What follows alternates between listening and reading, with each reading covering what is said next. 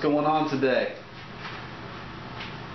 Back again with another look at a fresh pair of kicks from my collection. The kicks that I show you guys are kicks that I really like,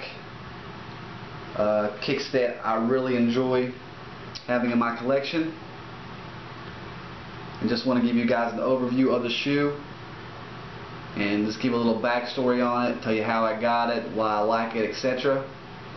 So without further ado, let's jump into it. As you guys can tell, this is the old school Jordan box.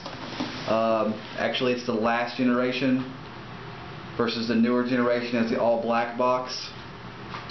I prefer this box, but that's another discussion altogether. This is the Jordan 6 Varsity Red Retro. Just real quick, I do take the paper out of the box on my retros with icy soles because of the acidity of the paper, which does cause some yellowing in my opinion. These shoes have held up pretty good so far as the yellowing goes. Can't really complain. Shoes are going to yellow no matter what precautions you take. So if you are expecting your shoes to stay perfect forever, you're in for a surprise. They will not.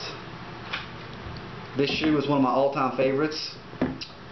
I would have to say the 6 is my favorite Jordan ever, just because it's so iconic to me. I remember watching Jordan win his first championship in these.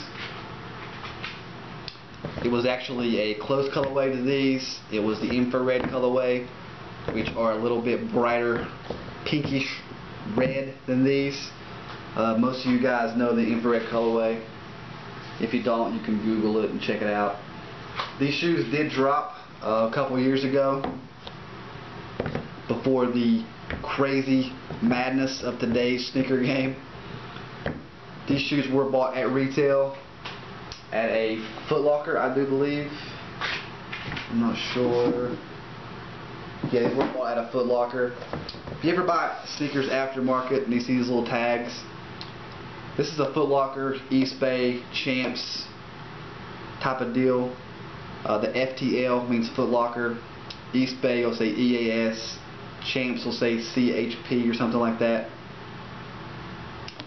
So if you ever see a pair of sneakers and quickly check if they do say they bought them at a retailer like Foot Locker, you can check that little tag there. Not all retailers have that tag, but the Foot Locker, Champs, Foot Action, East Bay family, they do have that tag.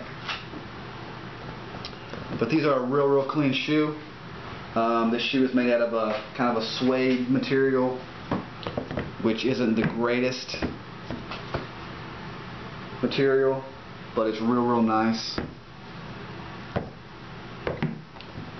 It does have a smell to these shoes. If you guys do have a pair of these, it definitely has a smell.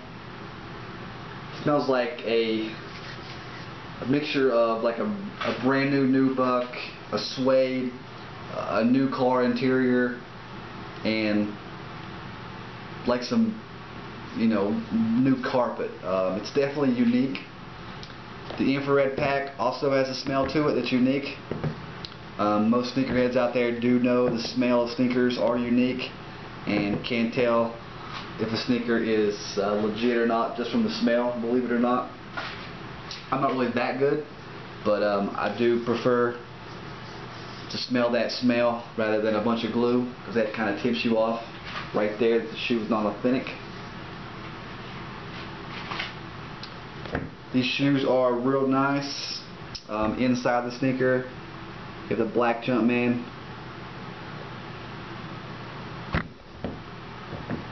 You have a red lace lock. You have the red Jumpman.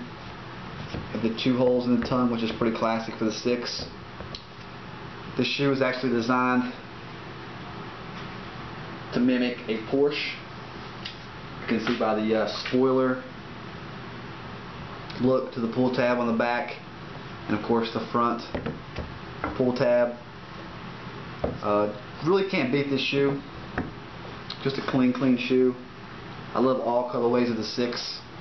This just happens to be one of my favorites. The Varsity Red really does good on these shoes, and it makes you kind of appreciate the shoe as a Bulls colorway. The Varsity Red, black, and Varsity Red and white colorways dropped in 2010. Hopefully we'll see another release in the upcoming year. As we all know, next year is the year of the 6. I'm sorry, the year after next is the year of the 6, which will be 2014, as 2013 will be the year of the 5. That commemorates the 23rd anniversary of that sneaker. The Jordan 6, real nice shoe. As you can see, the Nike Air on the back. I'm sorry, the Jumpman Air on the back. The shoe does pick up a lot of lint, and there's not much you can do about that, just with the material. A lot of people had a lot of issue with this material when it first dropped. Personally, I like it.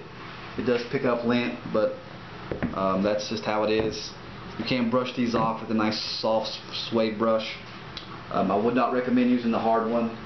There's a couple of different ones you can use. Definitely use a softer one on this, because you could scratch that and put a big mark on your shoe, and you don't want to do that.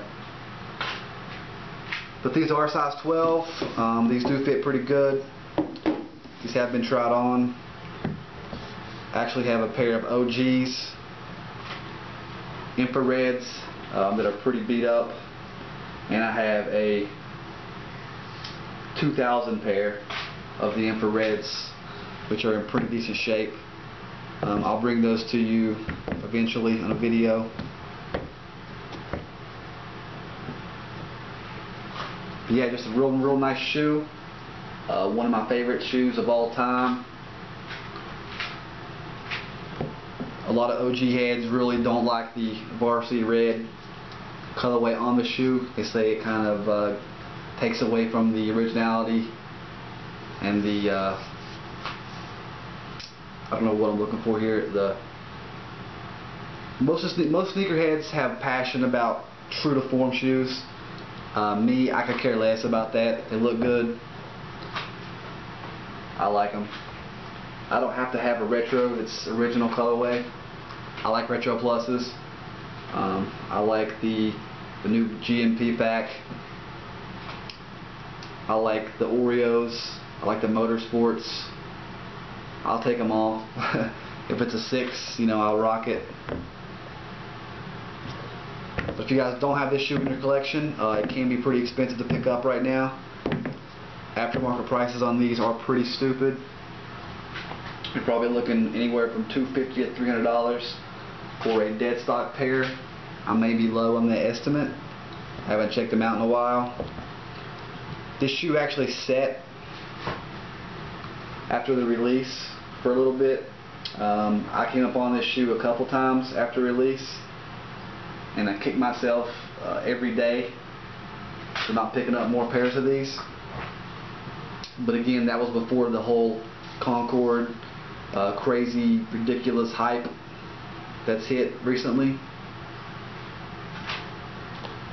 So if you are looking to pick these up, prepare to pay a premium for these, or you could wait a couple years and see if they drop again. Maybe they'll drop in the true OG infrared form. The last time the infrared dropped, it was in the pack. We all know about the infrared pack. Real nice pack. That pack can get pretty expensive right now. If you're looking to cop those, you're looking to pay probably between $700 and $1,000. So yeah, real happy with these. If you guys have any questions, please comment below. If you like what you see, please rate, comment, and subscribe to my channel. If you haven't saw my other videos, make sure you check them out. And this is the infrared. I'm sorry, this is the Varsity Red Jordan 6. Retro, they dropped a couple years ago. Real nice shoe, classic shoe, and one of my favorites. Thanks for watching, YouTube. Have a great day.